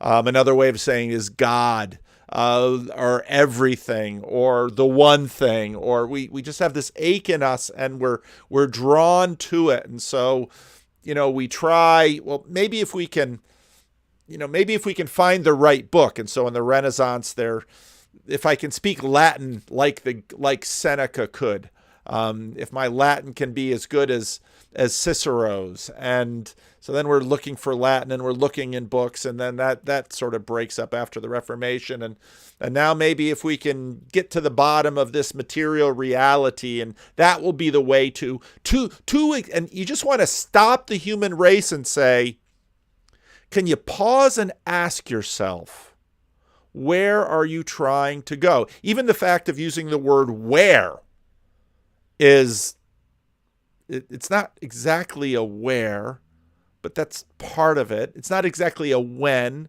And is it a who? I mean, all the romantic notions are, maybe it's a who. And so if I find that who that will completely, that I will completely fall in love with. So, and I find that this just stalks us, because we're all knowing that we're trying to get to some place together. But if we just stop us and say, no, exactly what are we doing here? And is this a communal thing? Is this an individual thing? Is it? So there's my little speech. I think this brings up, continuing with your story of Jacob, I think it's an individual thing, but I'll get to why the estuary in the group is important. But Jacob, after all the turmoil you're discussing, restlessness, he passes his family. He's getting everyone ready for the big meeting with Esau when he's coming back. There's going to be this big war. And after, you could assume everyone's very nervous, everyone's very tense. He goes out to, he goes out to go out. He leaves the family behind and goes alone.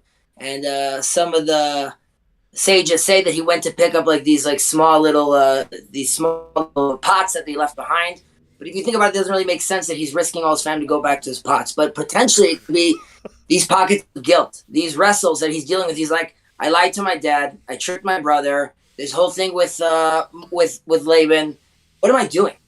And then suddenly, before it's daytime in this little hour of the night, this wrestle starts. And the who is because if he's really fighting an angel, why is he not losing? And then if he knows he's like, why is he asking for a blessing? And he gets told, like, this is your name. And it's almost like looking in the mirror and saying, who am I? Like, what am I doing? And only then does the name change to Israel. And when you're asking, like, what are we doing? Perhaps, this is part of that wrestle. And the wrestling is to eventually come out of there knowing that, your name has changed and you're in your new garments. Now he ends up limping.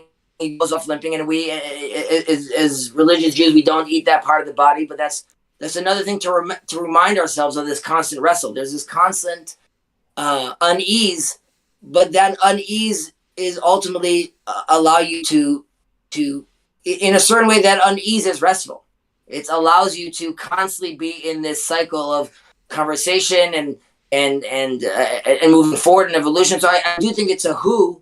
But I think we get to there as a collective, and like groups like this allow us. This is like broadcast wrestling, right? So you could call it circling, but this is us allowing to take our ideas. Some of them die in the process. Some of them come back. Some of us walk up limping or hurt by the other person. But these allow these people here to die here, and we emerge. Not all new Israelites, but all of us as our new characters. Yeah, what strikes me about what you were just saying is that I appreciate all of that, and what cuts through all of that is kind of our child status before God, in that it's what are we doing as part of it, but what really catches me is the child question of why, the insistent why am I doing this? What is the reason? Why am I here? Why am I going through this? Why does the world exist? Why do I have this relationship? I mean, it's that very. Yeah, and that cuts through all the different things. That stupid little why. That can really annoy you, can't it? Why? It's like you're a 4-year-old. I'm actually on a little journey to revisit my why and make sure the why is still consistent, because I came across new information on how to, I guess, another process to kind of go back and validate maybe that why or something to that effect. And so that's something that I find really interesting. And I really liked how, Jesse, you broke that out and the importance, like the little fights, right? I can say this often. I think anytime I've had a conversation on here and anytime I've had a conversation on my channel, Meaning Forge, I walk away pretty, I don't want to say broken, but a little messed up, right? Because I learned something and I'm exhausted, but I'm also energized by that, because that is a sign, I think, that you're doing the right thing. You have to let the old things die. So.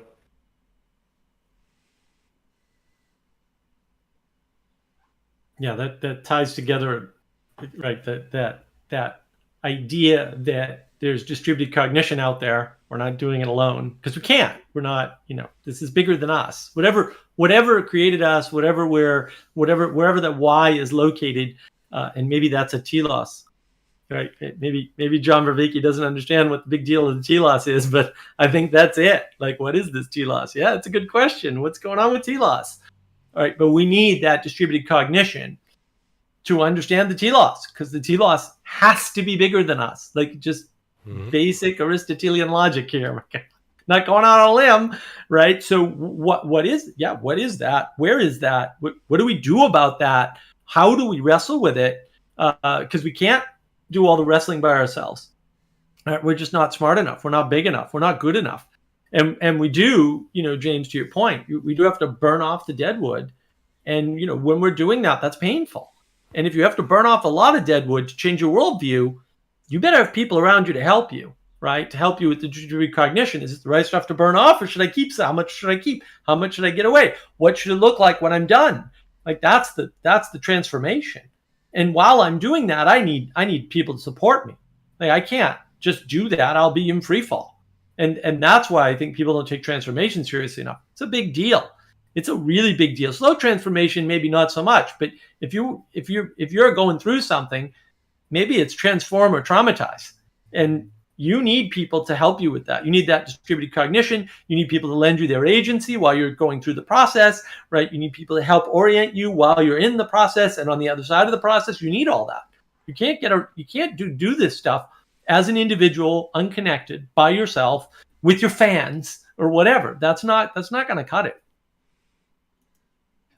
One thing about the why question that I find that it's at least means multiple things. I remember reading, this is years ago, when Richard Dawkins was saying, like, well, maybe people ask the question why. What they mean is actually what? I'm like, actually, no, they don't. What he was explaining is like, oh, what caused this thing? Or how was this came about and stuff like this. But the thing is, when people ask this why question, there are these at least two different ways of looking at it. There is the means end relationships, like, okay, why did this happen? Well, we were trying to achieve this goal. Like, okay, that's fine. The other why is like an intrinsic why, like, oh, the why is the intrinsicness of it itself in itself. So now I've gone full on Kantian here. Apologize. So I've gone for a hypothetical imperative and a categorical imperative. But the better way of putting this is similar. There's always these, like, at least a duality. Sorry, Mark. There is kind of at least a dualism. Could be trialism, could be infinite any on top. But like, there's this means ends relationship with why. And it's like, why do we want to achieve this goal? Well, I want to achieve this end. And it's like, okay, but why do you want to achieve that end? And that thing could be, oh, well, I want to achieve this end. I want to achieve this end. It's like, it could be infinite series. Or the other one is like, okay, or another better question is, why, or what is it? They always people put this to Martin Luther. It's like, okay, I would, if I knew the world was ending tomorrow, I'd still plant this cherry tree today because it's a good thing in itself, or apple tree, or whatever the phrase is. And there's a thing is like, why is it good? Because it is good in itself, not because it's going to achieve a goal, but because it's good in itself. And there are very different whynesses to them. So this is the thing I find a lot of the time when people, I know it's like making distinctions, but I find making distinctions is so useful to help me clarify concepts, because if you muddle them up, you start making sloppy thinking, but it's not good for yourself, not good for your own practices, not your own habits, or anything like that. Like, for instance, if you've got a problem in your life, like asking, why do I have this problem? It's like, okay, which why is it? Like, okay, you could say, oh, I've had a bad day, and that's why I'm a bit grumpy today, or not feeling very well. It's like, yeah, but then the question is, why aren't you doing anything about it? Or why is this an acceptable behavior, or something like that? Or the other problem is, like, if you're trying to solve a problem, it's like, a good example of this, some people may know, it's called the XY problem. And if you've ever been on a help desk or a call center or asking people questions, people will ask, like, okay, I've got this thingamabob and I want to do Y. You do it to achieve Y. And it's like this problem one. It's like, okay, so you have this thingamabob X to achieve Y. And the question is, and the customer will go, I want to do this. And it's like, you have to ask them the questions like, so why do you want to achieve Y in the first place? And they'll go, but yeah, but and they'll get angry at you, and they'll go like, no, I want to use X to do Y. Can you tell me how to do it? I'm like, why are you trying to do Y? Because it might be X is not the right approach to begin with. They see they've got a hammer and they think, oh, everything's an nail. So I'm a bit rambling here, but it's kind of like, look, the whyness is easy, and it's like, which why is it, and why? Yeah, I'll just take my position on this. Why is easily answered in, I would say, the Catechism, Westminster Shorter Catechism. What's the chief end of man? To glorify God, enjoy Him forever. How do we know how to do that? Contained in the Scriptures. What do the Scriptures teach? The duty of God requires of what the duty is required of man. So that why, if it is constantly in your brain as the why you operate at all, why suffering is important for the glory of God alone. And so all of the distinctives, although difficult as they may be, if you offer them to God and accept your suffering or difficulty because of the glory of God, not yourself, then you're no longer in the situation where you must somehow knuckle under and achieve what you think is most important today. Now, that's a real Christianese answer. I'm sure it's, and I think PVK would say, hey, the Westminster Shorter Catechism is way outside most people's purview in here, but at the same time, I'm just happy there's another Reformed guy around. Yeah, I think we're alone over here. It's a tough one. Yeah, but you know, it's simply put, and I find it to be one of the most valuable, easily accessible directions for those who may be wrestling with the idea of why are we at all here with a purpose? What's going on, and where can we find the answers? And that's why those are so useful. It's one of those things that you're right. It is very Christianese, and it doesn't. It basically articulates the structure and points to a whole bunch of things to read to try and reference and tease out what those details and particularities are, which I think is what most people are hung up on. And that's the pursuit, though, right? Isn't that worthy in itself? The pursuit. It's if you can instill that pursuit or that worthy pursuit in someone when they are asking these questions, then they'll, in my opinion, God breathed scripture being special revelation. When they pursue this meaning, it will be revealed in time, because it's very special literature. It's not something like even Plato. We're talking about something that cuts and divides. So pointing someone to that direction has a profound impact, and those who are in rebellion will rebel, and it'll be rough for them. But at the same time, it's also comforting to know that we have a codified word from God to meditate upon. And so if someone's asking those questions, point them in this direction. It is simplistic, but I think that's its beauty. I'm just curious how you got to that why, though. Like, did you just wake up one day and, like, that was the appropriate answer to your question? Mm-hmm. Well, I'm asking it because, like, there's a lot of Christianese in there, but, like, what about the person like myself, like, say, I don't know, a year and a half ago, where you would bring that up and it would just be like, that makes zero sense to me and makes no sense as to why I should even do that.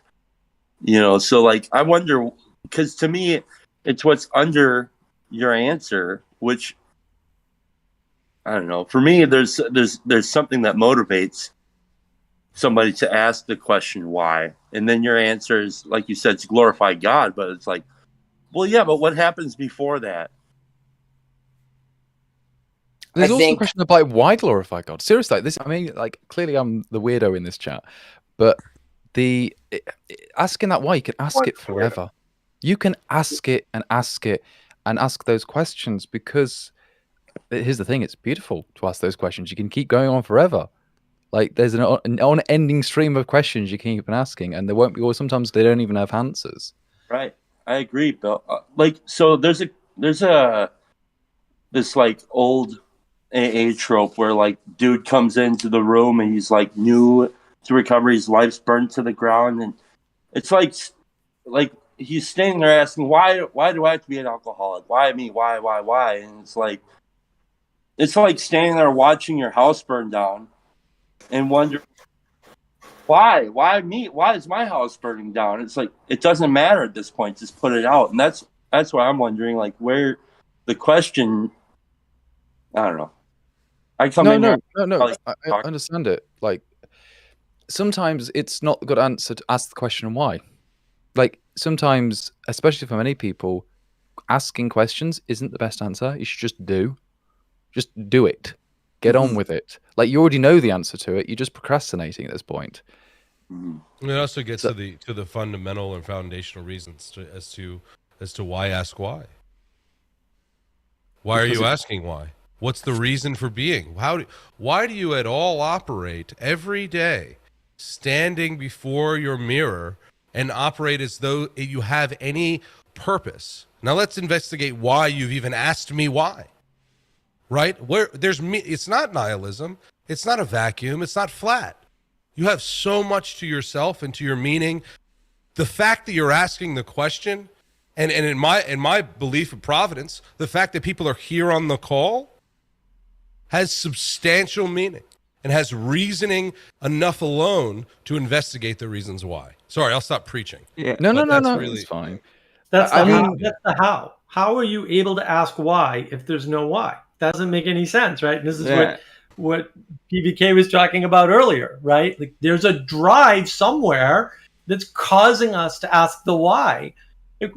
And maybe there's no way to know where that's coming from, but it's clearly there because there is a why to be asked. Unlike, Lawrence Krauss would say there are only how questions, right? Or whatever. This is crazy. If there were only how questions, we wouldn't have come up with the word why in our language. Like it wouldn't be an option to us.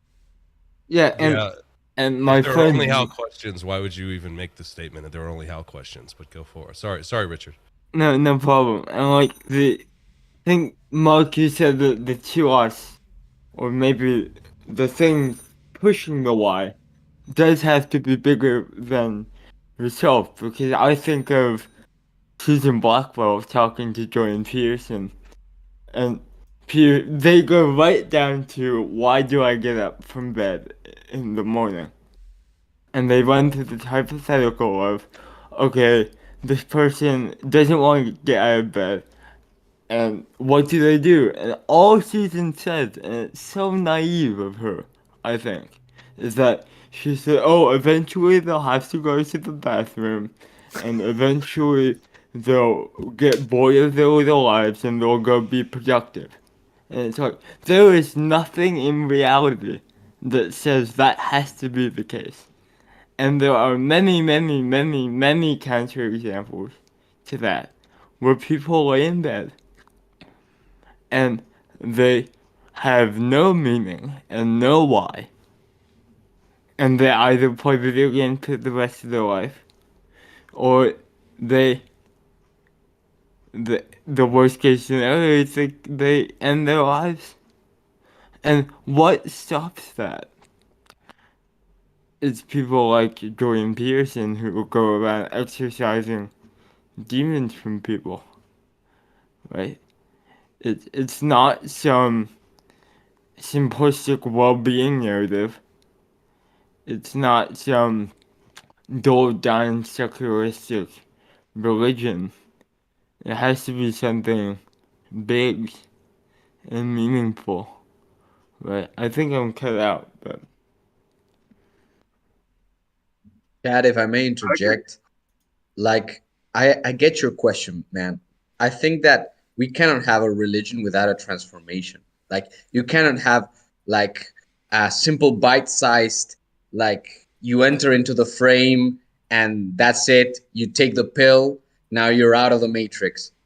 I think that the point of religion is transformation. So it's natural that there is a language barrier there where you have to actually enter into the picture, and it's the same for everyone.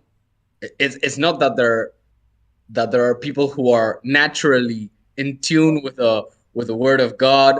It doesn't come naturally to anyone.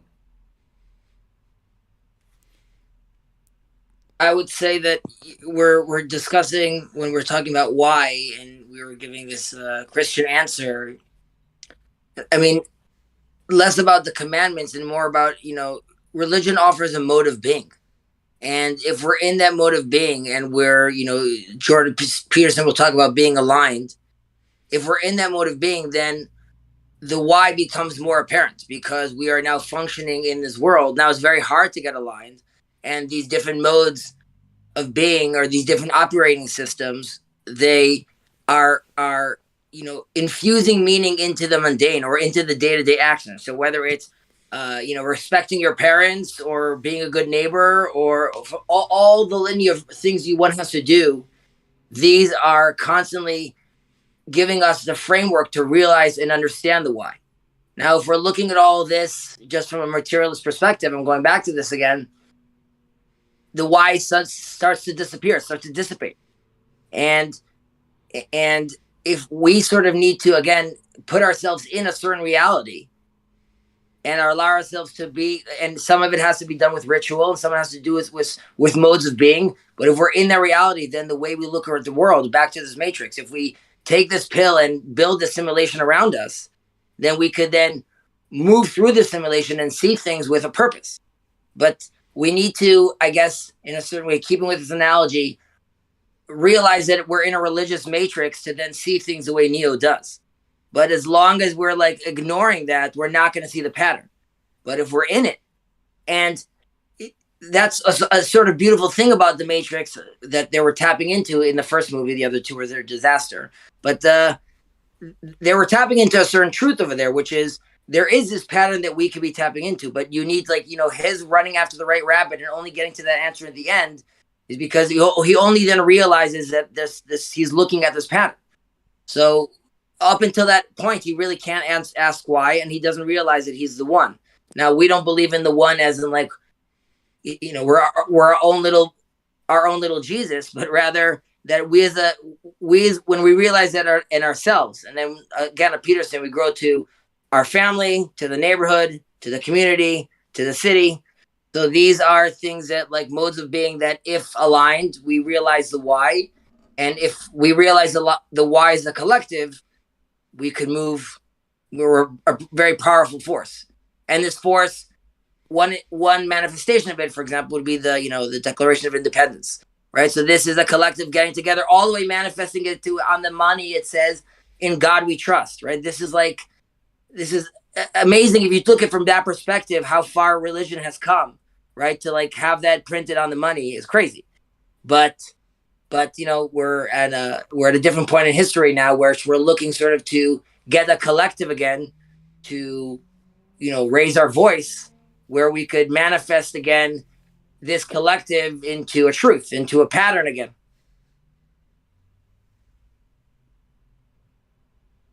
Yeah, if you're trying to orient on material, you run into the entropy problem, right? As discussed earlier. And then the entropy problem, maybe you can rally people around the material for a while, right? Maybe that'll work for a little while, but the entropy is going to get you. And so you lose your universality, you lose your absolute reckoning, right? Instead of your dead reckoning, you lose your absolute measure. You need both. You can't pick one. You need them both. And the materiality really throws you off of that. And what's your choice? Well, you can manipulate it yourself, right? You can get together with people and manipulate it, right? And then that's it, right? But that's not spirit. And spirit's what builds community. Right, the spirit of bridges of meaning is what builds bridges of meaning, not the technology. The technology enables it, certainly helps, but it's not what builds it. It's not what makes great conversations. Not just like this, but I mean, Bruce and I were literally talking about this very subject while you guys started the live stream. Didn't realize it, right? So there's something going on there. Is it the zeitgeist? Is it, I don't know. But this whole enablement in this estuary style conversation, and what is an estuary, right? It's the acknowledgement that there's salt water and there's fresh water.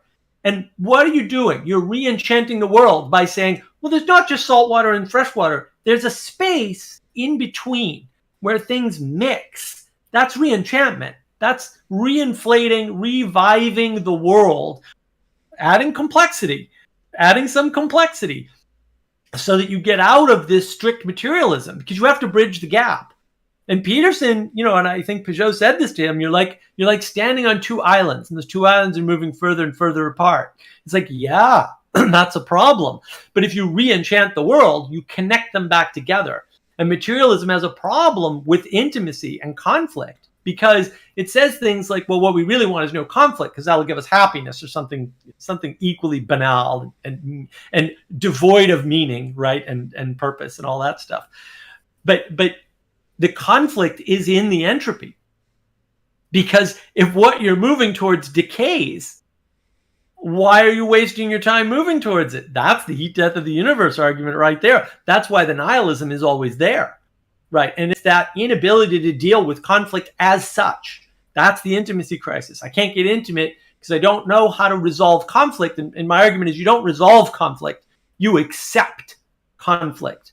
Not any old conflict, but you accept a conflict. You say, I'm going to be submitted to this or subject to this, and this is going to be subject to me. And I'm a terrible person. You don't want to be subject to me, but right, we're all making sacrifices here, right? And that's what revivifies the community, is this subject-subject relationship. I'm subject to you, you're subject to me. There's no object. There's no object here. We're persons. We're connected together. We're not individuals. We're persons who are connected together, who are subject to one another and subject to whatever that higher common good is. And that's very important. You can't have a common good if you're not subjecting yourself to the same thing. And that's where the Petersons and the Vervekis and the Sam Harrises of the world get it wrong, because they're not subject to that thing. They're just avoiding conflict. And it was so interesting to watch Jordan Peterson and John McWhorter sort of go down the individualist route and kind of say, is this really where we're going? You know, I kind of like this thing, and I if I had it my way, I would keep going that way, but for everything they see, that's not the way it's going. And it seems like this community is not going that way either. And so we're talking, maybe we have more in common with the Worksters than we like to admit. All right, I'm gonna close this up at the top of the hour. So, quick lightning round, takeaways from this conversation that y'all have. Or any last thoughts, that's fine. Intimacy is really important. See my video with Andrew with the bangs and check out my YouTube channel, Navigating Patterns, where I talk about this with Manuel. I released that yesterday. So what was the name of the channel again? Troll. I'm not no troll. I just need to get it out of the word there. What are you talking about? So could the why be something like because God knew that we, whatever God seems to be, knew that we would get such great meaning and joy out of the participation with it, even in the worst of times, because supposedly we only have this one chance to do it, this small window, and to get to know other people and to share the participation of, say, the glory, whatever that is. Yeah, it seems death is a part of the story. You need to die first before you're resurrected into life. Oh. I'm not dead yet. I'm only mostly dead. I'm getting better. Martin Buber talks a lot about the I-thou relationship and how a lot of what we're talking about and that why, or that participation between recognizing the other, that's really where a lot of the conversation is happening. And that could be between two people, but that could also be between this whole group. You know, the I-thou, it makes its way through Zoom screens and it makes its way through technology. Like, as long as we feel that we're, you know, that presence is there, then you are, and as long as we're open to each other, then we're recognizing our own, each other's glory. And that within itself is a lot of the why. And like, you know, maybe the word, again, we're trying to categorize it, but like the reason everyone has a smirk on their face is why, because they're feeling that everyone's moving towards something, and, you know, perhaps to be, you know, discussed and discovered in the future. But well, I appreciate all the I's and all the thous in this room. So thank you. Even the like relation with the other, as you're saying, like once I was able to more engage with working to grow with other people, what's interesting is when I'm able to look at my past and like to really look at it and meditate on my past and how like life has completely changed. All these different things has happened throughout my 39 years. It's incredible. And then like to see, to kind of have compassion and forgiveness even for that dude, you know, and then that helps me as I move forward to help see others more rightly. And I think like that's where a lot of the intimacy is. I think we have to be willing to really honestly look inside, look at ourselves in order to, sometimes like a wise friend of mine says, Chad, if you want to be let off the hook, you got to let others off the hook. You know, if you want to get off the hook, you got to let others off the hook. And the only way I'm able to do that is if I can look at things honestly, and look at how whatever God seems to completely obliterate what I think is reality and just something that's really incredible. All right. Forgive as you've been forgiven. Any last thoughts? Obviously, you guys can continue in the stream, and those of you are in the Discord, this kind of stuff happening. My own little plug: this kind of This kind of stuff is happening on the Bridges of Meaning Discord, and so if you want to participate in these conversations, whether or not I'm streaming it, you can just hop in, and you can almost always find some of these characters and lots more who are more than happy to tell you you're wrong or agree with you or do whatever. So thanks for stopping in, guys, and I appreciate it. So take care. Thanks, Thank you, Paul. Peter.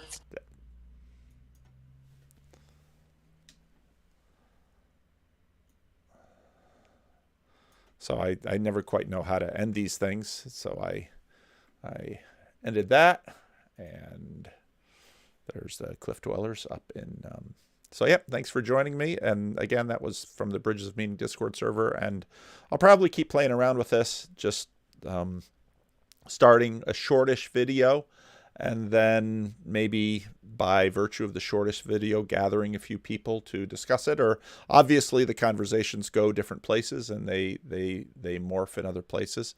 The link to the Bridges of Meaning Discord server is down below. Anyone can join. Just don't get yourself banned. If you get yourself banned, then you can't come into the conversation as quite as well. You can still participate in the chat room. So take care, folks. Thanks for watching, and I'll post an audio version of this on the podcast as well, because I know some of you have been asking for it. So